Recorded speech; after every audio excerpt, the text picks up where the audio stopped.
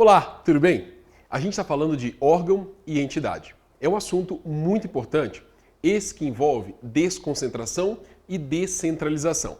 No vídeo, você já viu no vídeo passado, que eu te mostrei que órgão é uma divisão interna da pessoa jurídica, ele não responde por eventuais danos, não é titular de direitos e obrigações. Isso tudo é a entidade, ela é a pessoa jurídica, tem personalidade jurídica, titular de direitos e obrigações, responde por eventuais danos, tem patrimônio próprio, receita própria, etc e tal. Bom, eu tenho que te dizer, já montamos essa estrutura, você precisa saber esses conceitos, por vezes a prova vai perguntar só o conceito, e aí eu montei pra gente essa estrutura aqui. O que eu quero te dizer? Cada bolinha dessa é uma entidade. Visualiza comigo, olha só. Eu coloquei isso aqui para te dizer que o Estado começa aqui, ó. O Estado começa aqui. Isso aqui é uma pessoa. Eu vou desenhar um corpinho só para você enxergar que é uma pessoa. Eu vou colocar aqui em cima, que é a entidade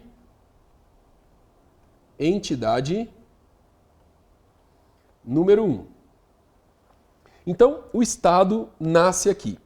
O Estado nasce, e aí eu vou falar de administração direta. Ou nós vamos encontrar como administração centralizada. Olha só que interessante. Direta ou centralizada. Ou você vai encontrar como ente federativo. Federativo. Ou você vai encontrar como entidade política. Entidade política. Muito bem. Essa é a pessoa que começa o Estado. Imaginemos que eu estou falando aqui, vou colocar aqui, exemplo, nós estamos falando da União. Vou colocar aqui, exemplo, União. Essa é a pessoa a que eu me refiro nesse círculo. Pois bem, a União, nós sabemos que ela vai fazer uma divisão interna. Ela tem uma divisão interna.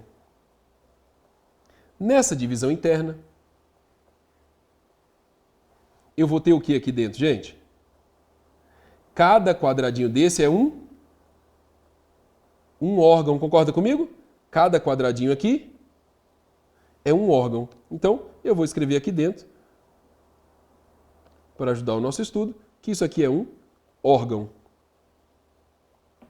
Esse órgão pode ser o Supremo Tribunal Federal, pode ser a Presidência da República, Presidência da República, Câmara dos Deputados, Senado Federal, Receita Federal, olha lá, órgão, outro exemplo, Receita Federal, Departamento de Polícia Federal, Ministério, colocar o Ministério aqui, ó, Ministério das Telecomunicações e por aí vai.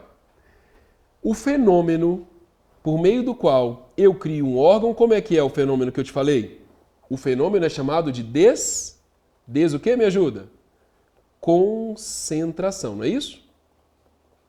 Desconcentração administrativa. Veja que num outro momento a gente falou de desconcentração política. E aí eu falava da divisão do Estado no poder executivo, legislativo, judiciário, né? Nas funções. Bom, aqui então eu vou marcar para a gente o Ozinho de órgão e o O de desconcentração. Num outro momento eu vou te mostrar que essa desconcentração ela pode se dar de 3 maneiras. Vou colocar aqui só para você começar a visualizar, só para plantar a sementinha aí na sua cabeça. É a criação desse órgão, pode se dar em razão da matéria que ele vai trabalhar. Ministério da Saúde, Ministério da Educação, Ministério da Justiça, Ministério das Telecomunicações. Pode ser pela área de atuação, pelo território. E aí eu vou criar, por exemplo, uma delegacia que cubra determinada região. Eu crio pela área. Ou posso criar um órgão em razão da hierarquia. Aí eu vou ter órgãos de primeira instância, órgãos de segunda instância, eu vou ter uma secretaria e uma subsecretaria. Então é essa a história. É importante você enxergar que a União não vai conseguir, sozinha, prestar um serviço com muita qualidade. Ela sozinha não consegue. Você já visualizou que quando você puxa muitas atribuições para você mesmo, você não consegue fazer tudo de uma vez? O que é melhor? O melhor é passar atribuições para outras pessoas. Você, de uma forma inteligente, de uma forma eficiente, passa atribuições para outras pessoas. Então, a União, no nosso exemplo, vai fazer isso também. A União vai passar a atribuição para outra pessoa. Então, visualize que na minha representação, esse outro círculo aqui é uma outra entidade, é uma outra pessoa jurídica. Então, eu vou desenhar aqui um corpinho só para você enxergar o que nós estamos falando. Essa aqui, então, é a entidade número 2. Essa entidade número 2, eu te pergunto, pode ser, gente, a administração indireta? Pode ou não pode? Pode ser a administração indireta. Se for a administração indireta, você também pode chamá-la de administração descentralizada. Descentralizada. Agora, será que eu também posso passar atribuições para particulares? Posso ou não posso? Posso. Quem são esses particulares? Concessionário, permissionário ou autorizatário de serviço público. Muito bem. Essa pessoa para a qual eu passo essa atribuição, imaginemos, colocar aqui, ó, que é um exemplo que eu estou falando da Anatel. Ou posso falar da Anvisa. Imaginemos essa situação. Ela também pode fazer uma divisão interna. Na verdade, ela vai fazer essa divisão interna. Você vai ter lá a presidência da Anatel, você vai ter o departamento jurídico, você vai ter, sei lá, o departamento de pessoal, o RH. Cada quadradinho desse me ajuda. Cada quadradinho aqui, dentro da própria pessoa, é um órgão. Órgão. Ah, legal. E o órgão, ele nasce de um fenômeno que a gente chamou o quê? Desconcentração.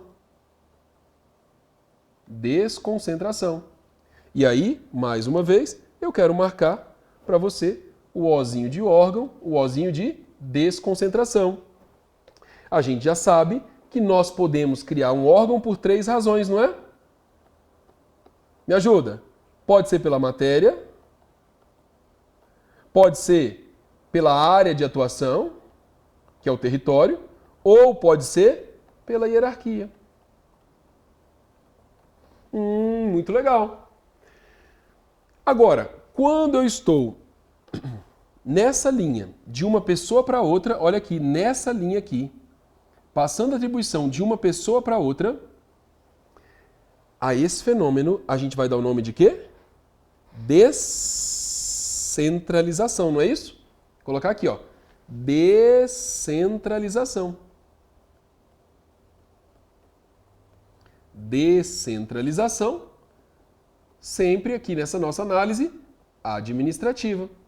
Lembrando que a descentralização política é a história de, no mesmo território, eu ter várias pessoas com capacidade política, capacidade de editar leis, que vem do Estado federado. Nós vamos visualizar, como uma questão de prova falou, me ajuda, ó, que na descentralização a gente pressupõe, olha que interessante essa prova, pressupõe a existência de, no mínimo, 2 entidades. Vê se você concorda. A descentralização pressupõe a existência de, no mínimo, duas entidades. É exatamente isso. Eu estou passando a atribuição de uma pessoa para outra. Ok. Descentralização administrativa. Bom, a descentralização, ela também pode ocorrer por três razões. Eu vou te mostrar mais adiante, não precisa arrancar os cabelos agora. Na verdade, você não vai arrancar hora nenhuma, porque eu vou te explicar isso aqui de maneira muito bacana. Existe uma descentralização que os autores costumam chamar de descentralização por outorga. Outorga. Ou você vai achar por serviço. Pode chamar de legal, técnica ou funcional. Isso tudo, professor? É, isso tudo. Ah, não, mas a culpa não é minha não, viu? A culpa não é minha, os autores que ficam inventando nome. Existe uma outra que é chamada de descentralização por delegação. Ou você vai encontrar descentralização por colaboração. Ou você vai encontrar como negocial. E uma outra que é a descentralização chamada de territorial ou geográfica. Aí nesse ponto, você nem precisa anotar, mas eu quero abrir um parêntese para falar diretamente com você. É muito comum que os autores façam a confusão, que os alunos façam a confusão dessa história de delegação que eu estou falando aqui com a delegação de atribuições da Lei 9784. Delegação e avocação. Não tem nada a ver. Infelizmente é o mesmo nome. Aqui é uma pessoa jurídica que está passando atribuições para outra.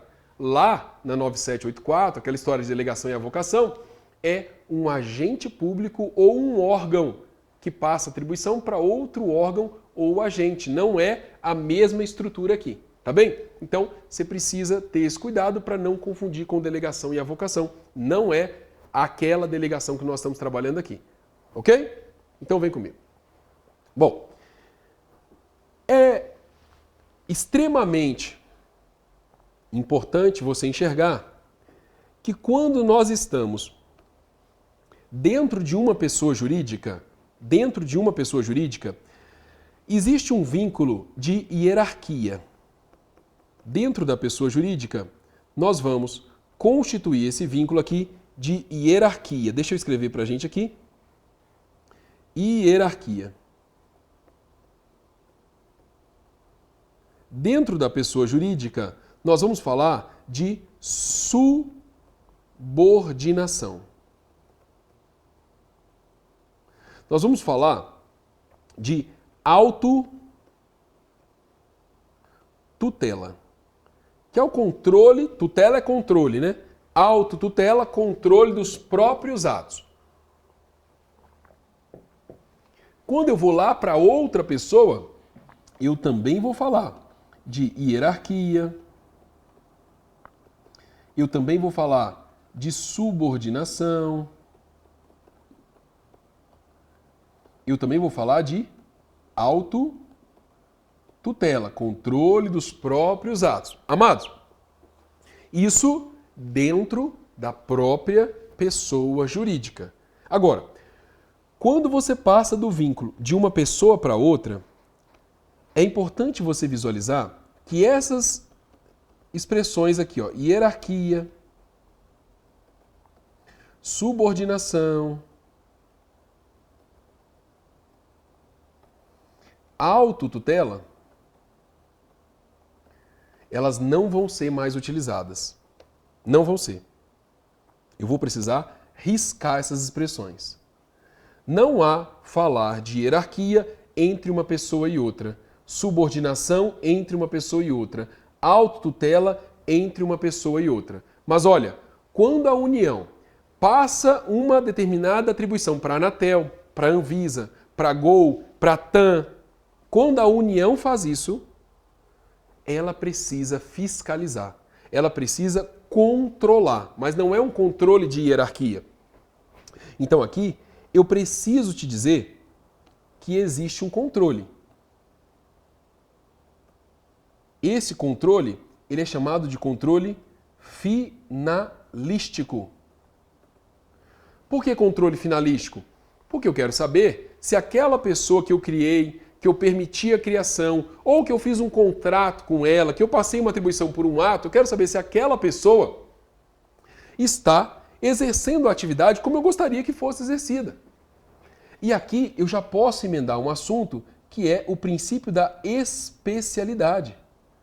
Princípio da especialidade. Aquela pessoa, ela só pode atuar naquela área específica para a qual ela foi criada ou para a qual eu passei a atribuição para ela.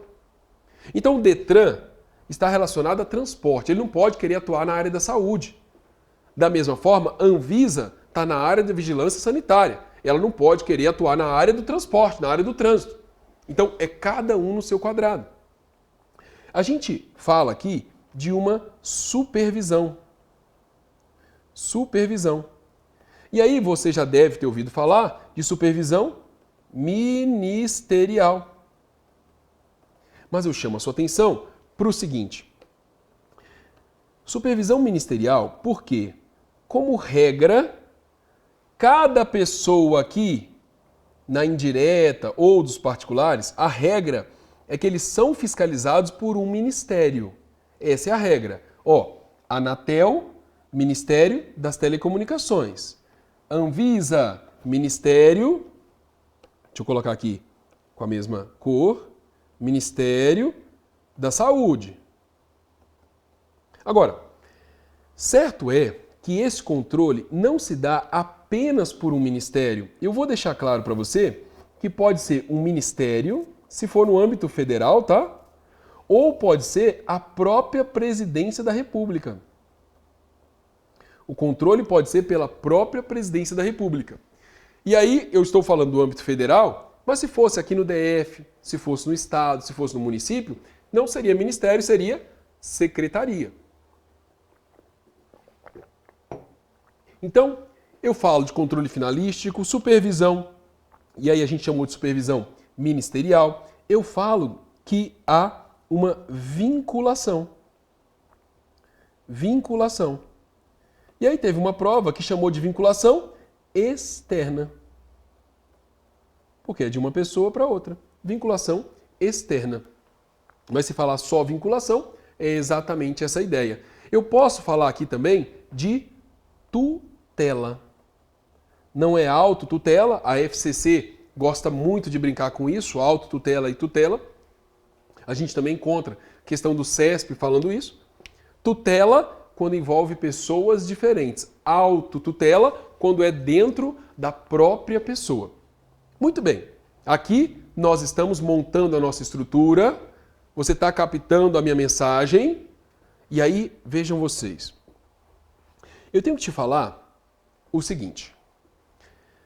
Quando a pessoa apresenta um recurso dentro do Detran, estou aqui na Anatel, dentro da Anatel, dentro da Anvisa, dentro do Detran, a gente fala que o controle aqui dentro, o controle nesse vínculo de hierarquia, o controle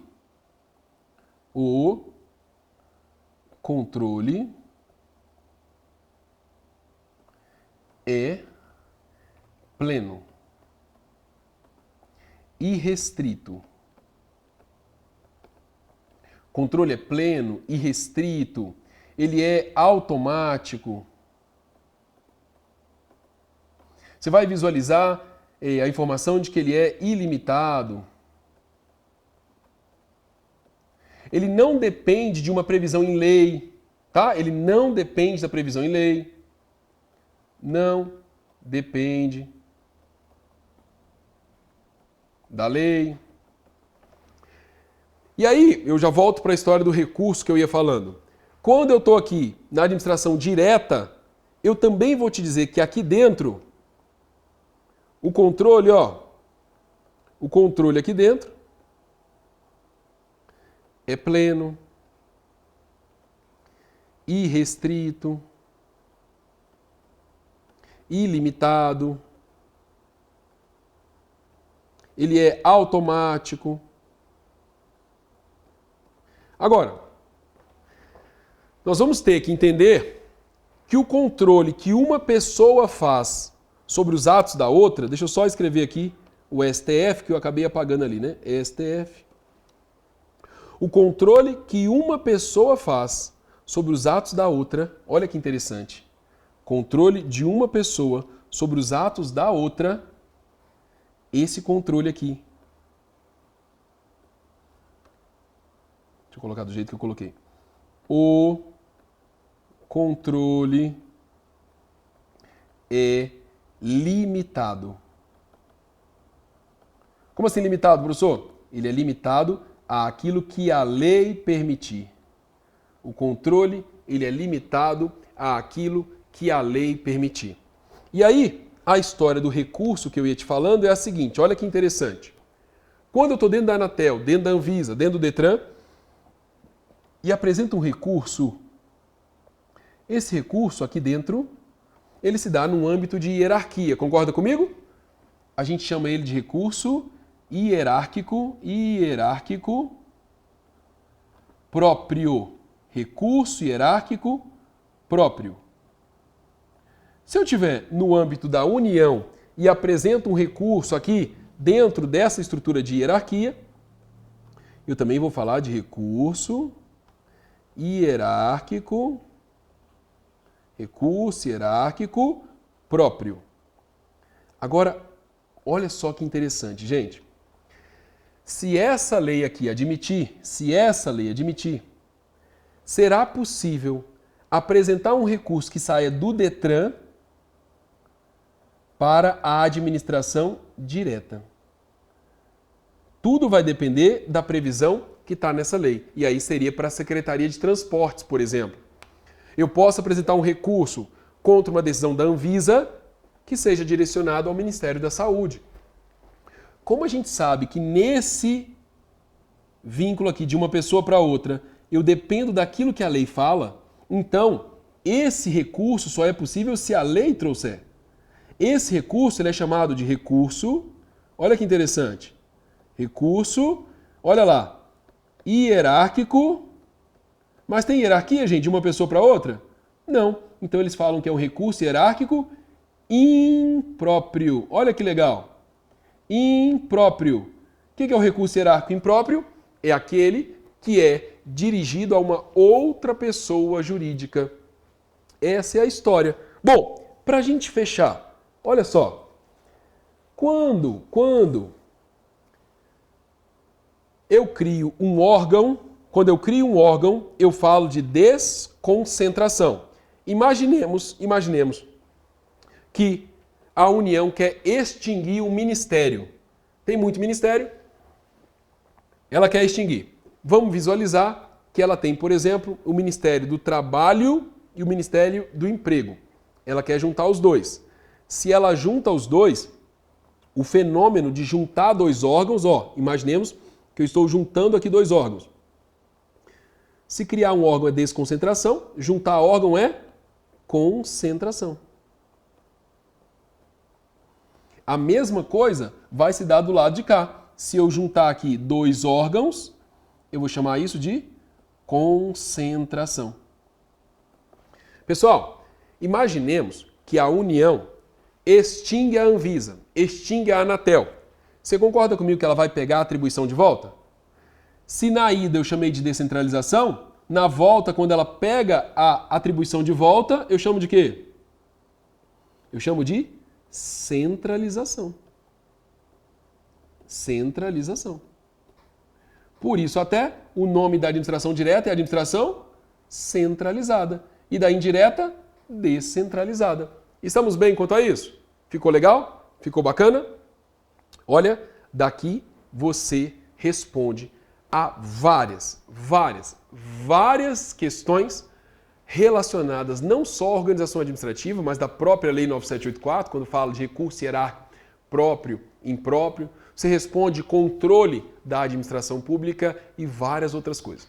No próximo vídeo, a gente vai continuar esse detalhamento de órgão e entidade. Vamos classificar os órgãos, vamos falar das formas específicas de desconcentração, formas de descentralização. Esse é um assunto muito importante. Eu quero um carinho muito especial seu com essa matéria, porque eu quero você gabaritando direito administrativo. Eu vejo você no próximo vídeo. Fique com Deus e até lá. Tchau!